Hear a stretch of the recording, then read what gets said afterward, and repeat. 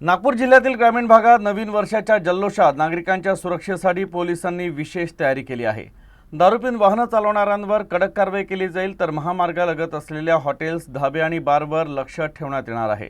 तर महिलांची छेड काढणाऱ्यांवर देखील नजर ठेवण्यात येणार आहे, असे कामठीचे वरिष्ठ पोलीस निरीक्षक प्रमोद पोरे यांनी स्पष्ट केले। आज 31 डिसेंबर चालू वर्ष हे संपत आहे। तसेच नवीन वर्ष चं स्वागत करण्यासाठी बरेच लोक हॉटेल्स, धाबे या ठिकाणी काही कार्यक्रमाचं नियोजन करत आहेत।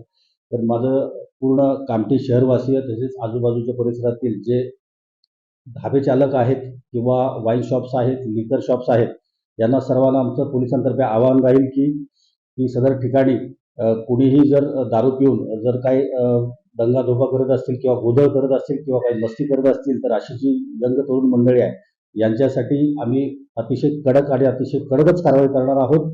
यासाठी आम्ही कामठी शहरामध्ये संपूर्ण 100% स्टाफ हा आमचा रोडवर उद्या आज आणि उद्या सकाळपर्यंत पहाटेपर्यंत राहणार आहे। तसेच आम्ही सुरक्षेच्या दृष्टीने कामठी शहरातील जवळजवळ सगळे CCTV आम्ही कार्यान्वित करून घेतलेले आहेत। तसेच आम्ही 2 ठिकाणी नाकाबंदी देखील लावत आहोत।